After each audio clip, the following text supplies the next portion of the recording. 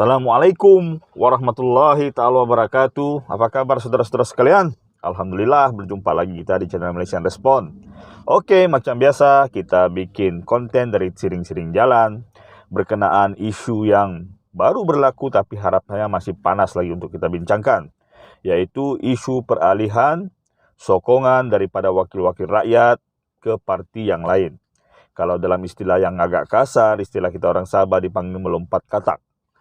Tapi sekarang perkataan itu sudah tidak berapa relevan sebab YB yang mau beralih sokongan ini pun sudah agak bijak. Mereka tidak langsung bertukar parti, tapi mereka biasanya menggunakan tren yang baru, yaitu menjadi wakil rakyat bebas yang bergerak secara bebas ataupun mesra atau cenderung untuk menyokong parti yang memerintah. Oke, jadi dalam situasi seperti ini, parti yang agak dirugikan adalah Parti Warisan Sabah.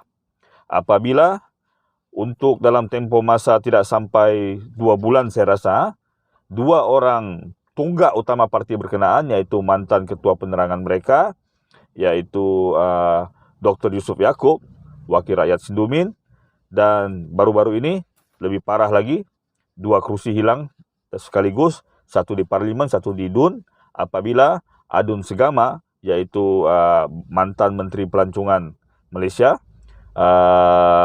Datuk Muhammadin Ketapi yang juga ahli Parlimen silam kalah Datuk macam tu pun menyatakan menarik diri daripada perjuangan Parti Warisan. Jadi apabila terjadi hal atau senario seperti ini, akan timbul 4 respon.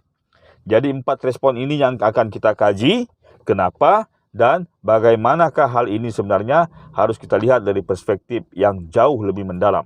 Okey, respon yang pertama sudah tentu datang daripada parti yang kehilangan wakil rakyatnya. Mereka sudah tentulah akan mengeluarkan kenyataan yang menyatakan wakil rakyat ini sebagai tidak tetap pendirian, mengkhianati perjuangan, atau mungkin yang lebih kasar lagi, sudah dibeli. Jadi mereka akan mengeluarkan kenyataan kehilangan wakil rakyat ini tidak akan menjejaskan bla bla bla bla bla, tetapi sebenarnya sangat-sangat menjejaskan komposisi parti mereka dalam perwakilan mereka di Parlimen atau di DUN, kerana mereka adalah pembangkang, sudah kekurangan kursi. Kalau kurang lagi, maka semakin terhakislah pengaruh mereka di dewan-dewan berkenaan. Jadi itu respon daripada parti yang kehilangan, menuduh wakil rakyat yang melompat ini sebagai katak, tidak ada pendirian, dibeli, dan macam-macam.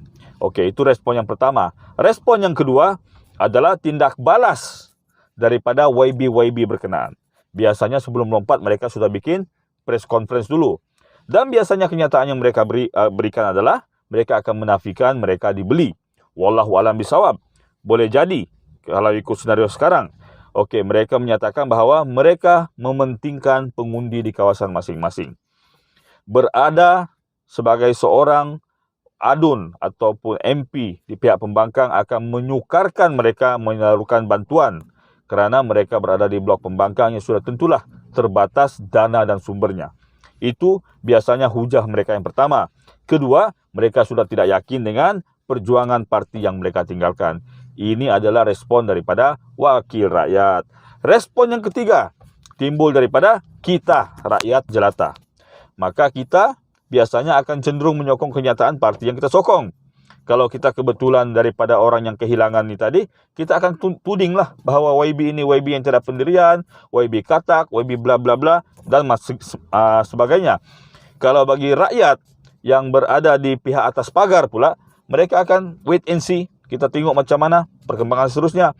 Dan kepada rakyat yang menyokong parti yang menerima adun-adun berkenaan, mereka akan sudah tentulah turut mengikuti hujah daripada YB berkenaan.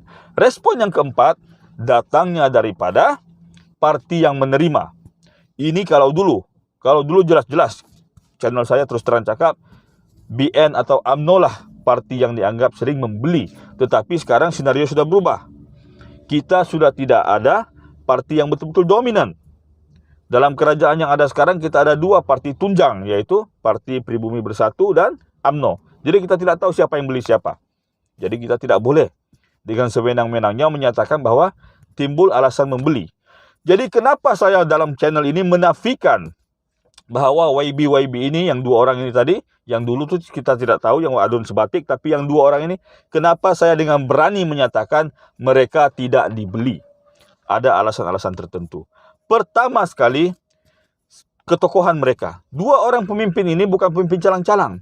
Biasanya, kalau sesebuah parti ingin membeli YB daripada parti-parti tertentu, mereka akan menyasarkan YB yang rapuh. YB yang rookie, orang cakap, yang baru masuk politik. Senang dibeli, senang ditawarkan macam-macam. Tetapi dalam kes Datuk Muhammadin Ketapi, seorang politician yang veteran, mantan Menteri Persekutuan, dan Dr. Yusof Yaakob, mantan Ketua Penerangan, saya rasa tidak mungkin mereka cenderung untuk dibeli. Kerana mereka ahli politik yang sudah cukup berpengalaman. Tidak mungkinlah parti membeli itu mau menekel, orang cakap pemain harapan macam itu. Kebiasaannya, parti yang mau membeli atau mengatakan seseorang itu, mereka akan menyerang YB yang agak rapuh sedikit. Itu alasan yang pertama. Sendiri saudara-saudara boleh tafsir sendirilah. Betulkah tidak, ini sekadar tanggapan.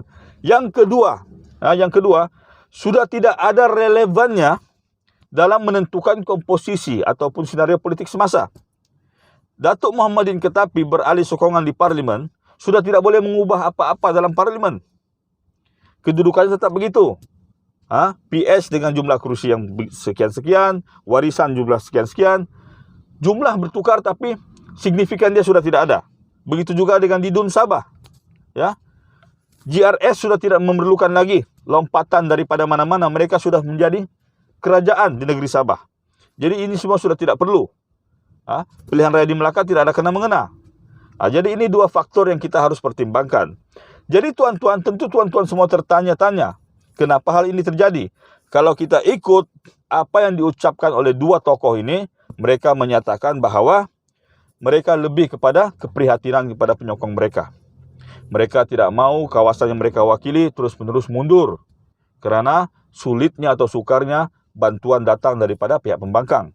Itu memang betul. Kan? Dan saya tidak menyatakan mereka itu totally betul. Boleh jadi itu alasan. Tapi dalam senario politik sekarang, itu adalah hal yang mungkin terjadi. Kita sudah tidak macam tahun 80-an dulu. Kita sekarang ada media sosial.